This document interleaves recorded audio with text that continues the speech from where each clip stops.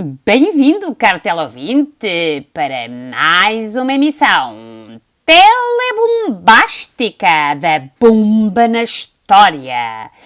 Essa injeção de conhecimento histórico-artístico.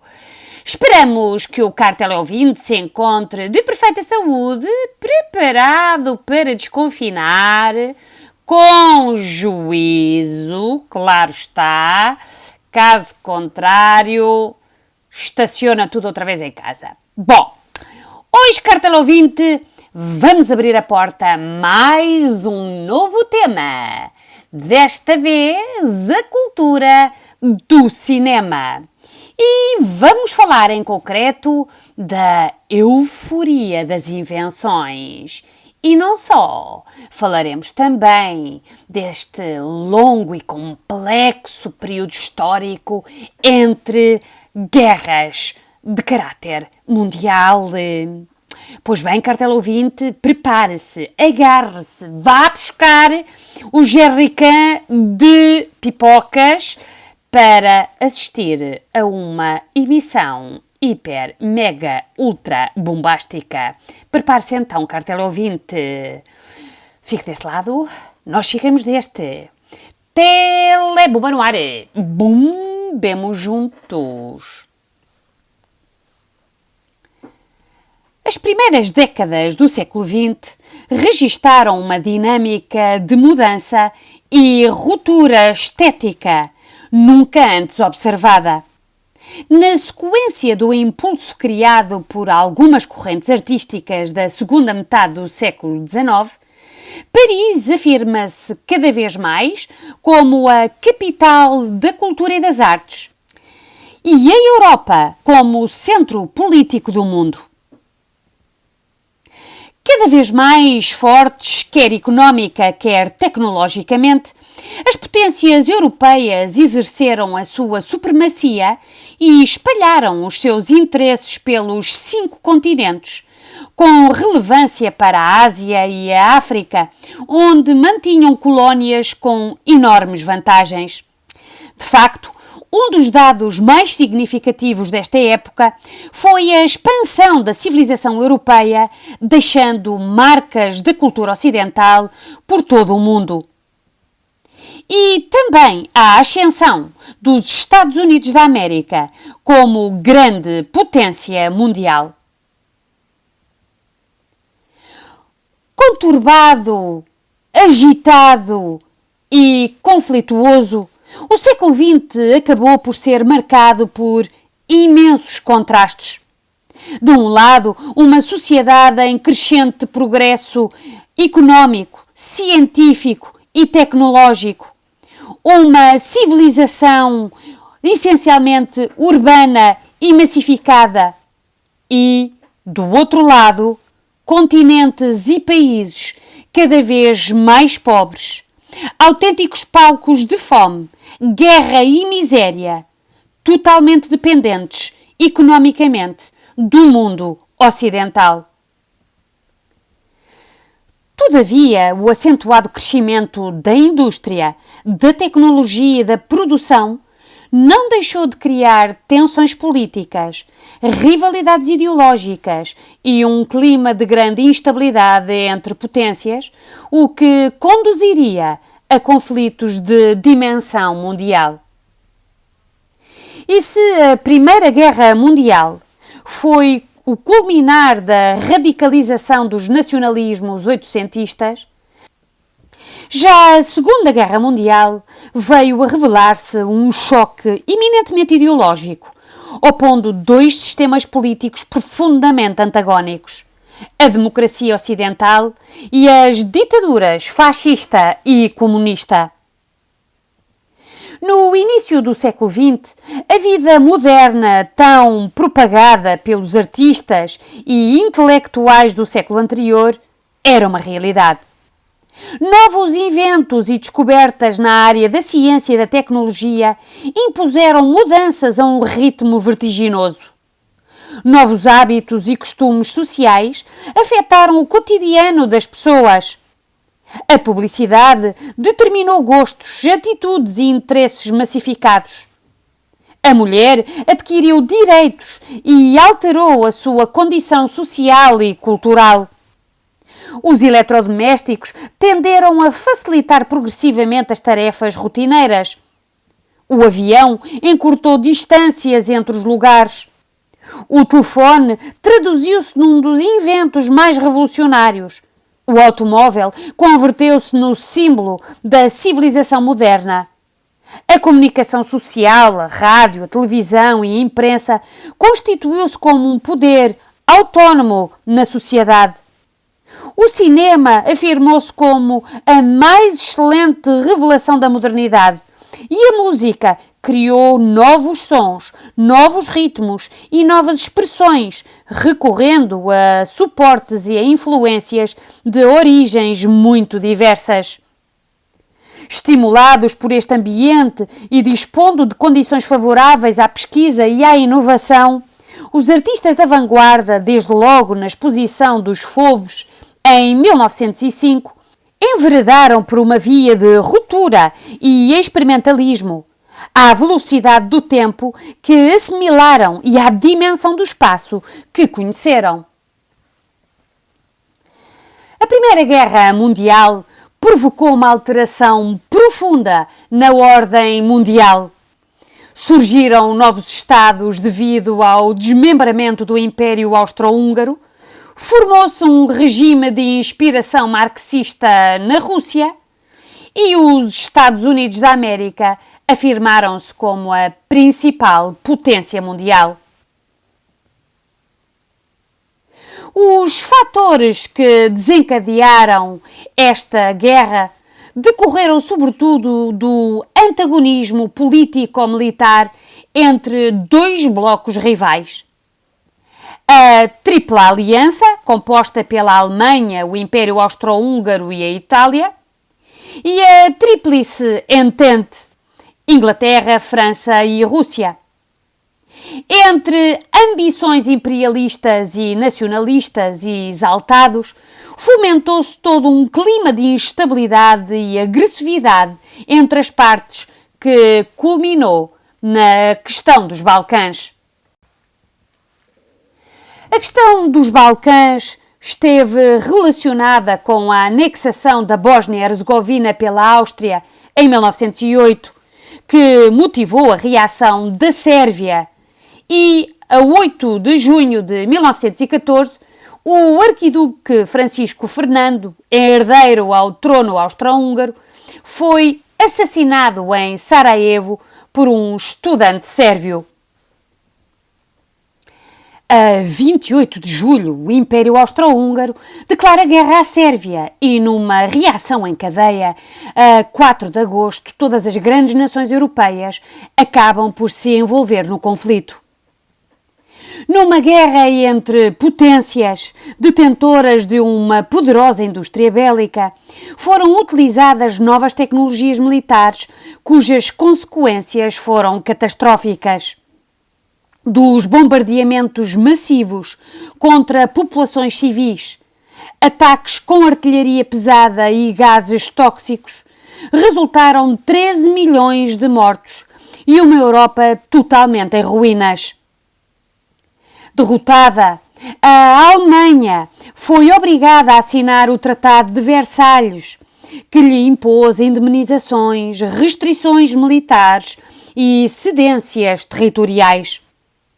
Por seu lado, os Estados Unidos da América, que contribuíram para a vitória final dos aliados ingleses e franceses, despontaram como uma das mais poderosas potências mundiais, tornando-se o principal suporte da recuperação económica europeia. De facto, a Primeira Guerra Mundial modificou totalmente a relação de forças internacionais. A destruição, a devastação e a crise generalizada afetaram as estruturas sociais, económicas e produtivas dos países mais desenvolvidos da Europa. E, enquanto se processa a recuperação e a reconstrução das cidades, para o que são canalizados todos os esforços, Os Estados Unidos acentuam o seu crescimento económico, ocupando progressivamente a posição hegemónica no mundo que outrora pertencera à Europa. Os efeitos do progresso económico fizeram-se sentir na ascensão da classe média, no aumento do consumo e num clima de bem-estar que se estendeu a toda a sociedade americana.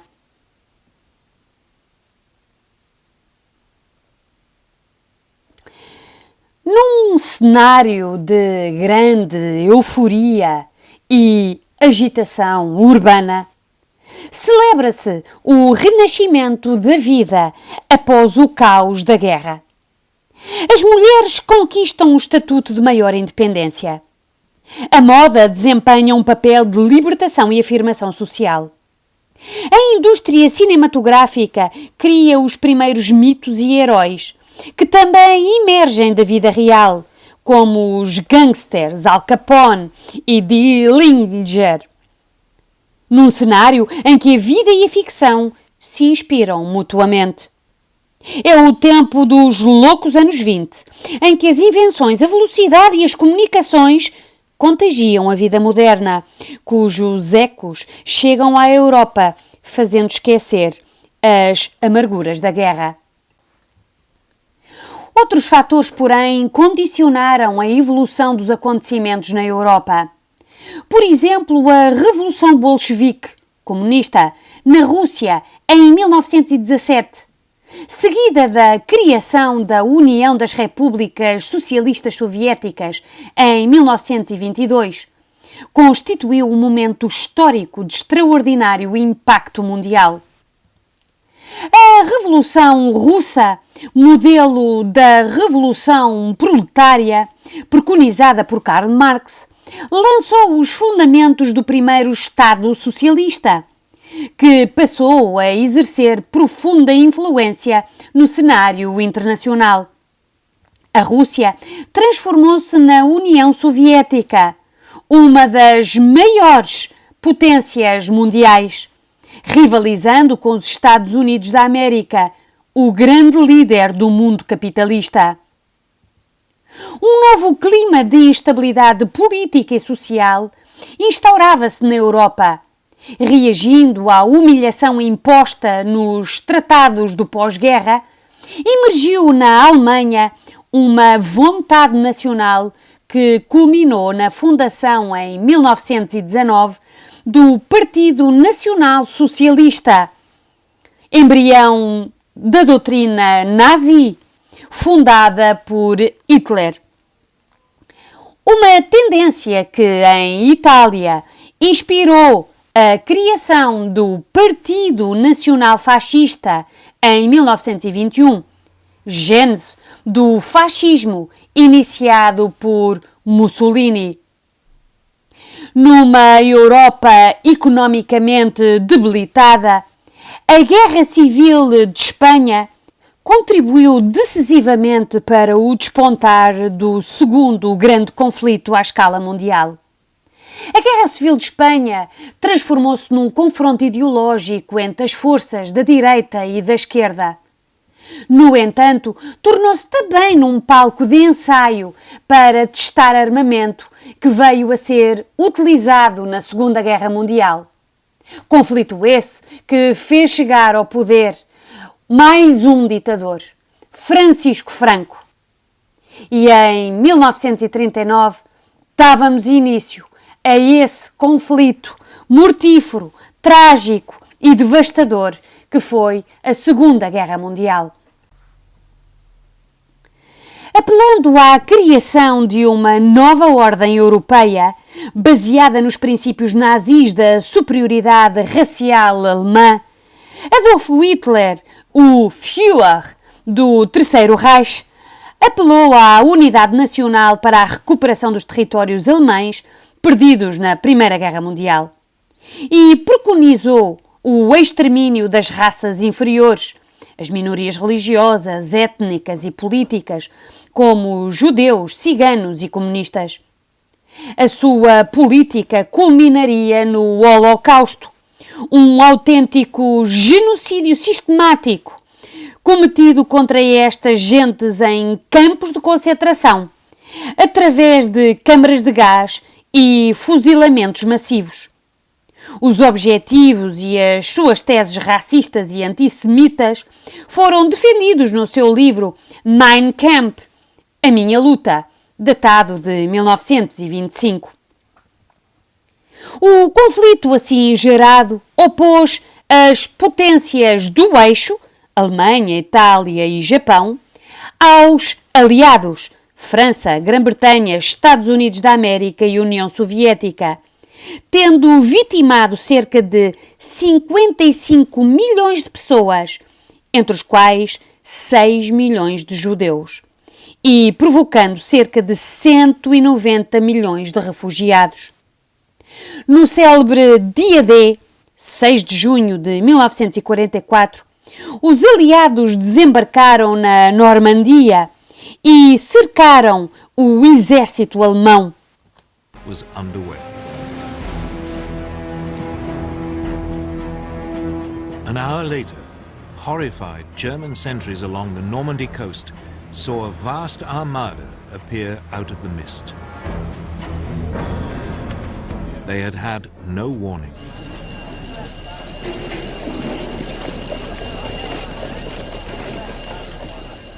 The Allied fleet had sailed under cover of darkness.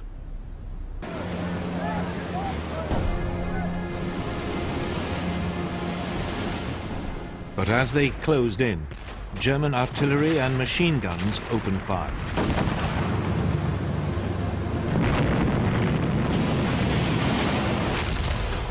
A number of the landing craft were hit. Others fell foul of underwater obstructions. But at 6:30 in the morning, the first waves of troops hit the beaches.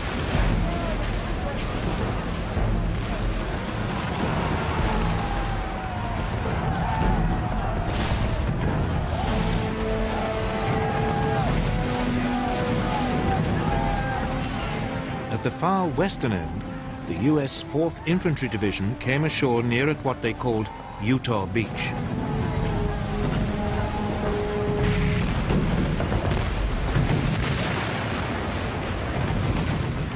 Next door, at Omaha Beach, it was more difficult.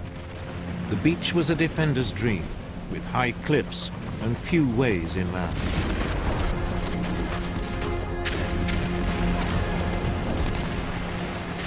As the US 1st Infantry Division waded ashore, they were mown down by German machine guns.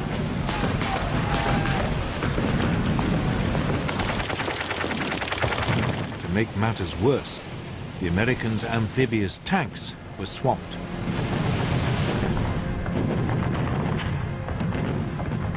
The troops were trapped on the beach. Disaster was looming.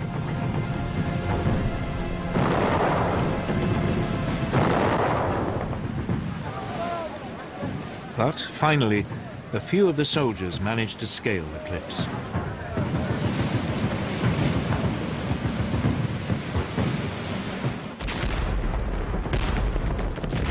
Against all the odds, the Americans hung on to the beachhead.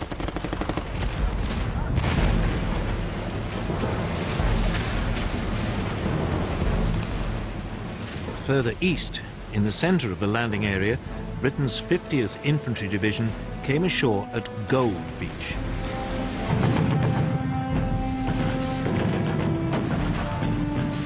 They too met savage fire.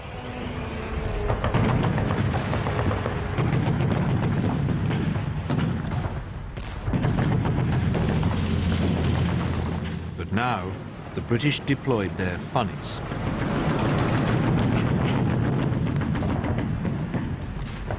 The troops were soon moving inland.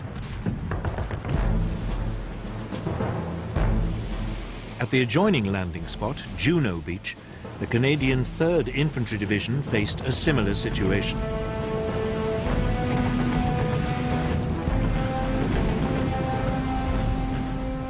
Here too, Britain's funnies were vital in helping the troops off the beach.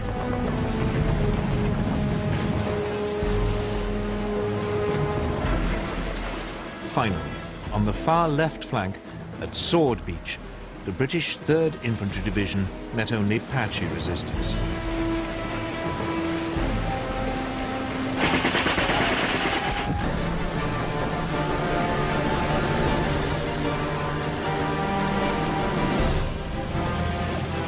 Despite stubborn German resistance, the beachheads around Utah, Gold and Juno and Sword were secure. Only at Omaha was the situation more precarious.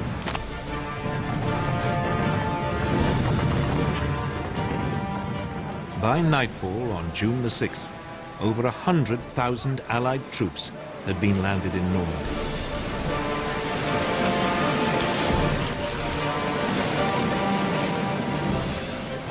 It had been an extraordinary feat of planning, ingenuity, and courage. The first day of the Allies' great gamble had paid off.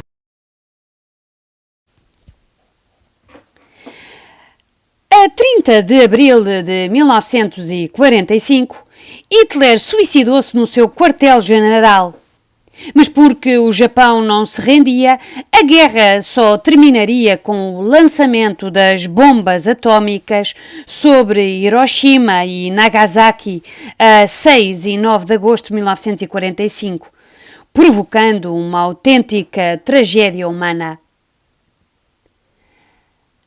A Segunda Guerra Mundial chegava finalmente ao fim, mas com pesadas consequências. Uma das maiores consequências deste conflito foi a perda da influência política, económica e cultural da Europa para os Estados Unidos da América, que emergiram como grande potência mundial a par da União Soviética, com quem passaram a disputar a hegemonia internacional na designada Guerra Fria, um conflito político-ideológico entre dois modelos de sociedade, o modelo capitalista e o modelo comunista. Outra consequência da Segunda Guerra Mundial foi a divisão da Alemanha e da sua capital, Berlim, em dois blocos. O bloco ocidental, designado de República Federal Alemã e administrada pelo mundo ocidental, e a República Democrática Alemã, ou Bloco Oriental, administrado pela União Soviética. Divisão esta que conduziria à construção do Muro de Berlim em 13 de agosto de 1961. E é assim, cartel ouvinte, com a construção do Muro de Berlim em 1961, que demos por terminada mais uma emissão telebombástica, estas emissões glicodoces da Bomba na História. Próxima emissão falaremos de cinema, falaremos de psicanálise e falaremos de rupturas. E rupturas que nada têm a ver com canos, são outro tipo de rupturas. Até lá, cartel ouvinte, veja ou reveja as emissões que lhe mais aproverem, que lhe mais agradarem, no canal do YouTube, claro está. E não esqueça também, siga-nos, acompanhe-nos, divulgue, expanda, etc e tal, este grande movimento interplanetário que é #Eu Aprendi com a Bomba. Foi um gosto, cartel ouvinte. Fique desse lado que nós ficamos deste. É para si que cá estamos. Telebomba no ar. Bombemos juntos.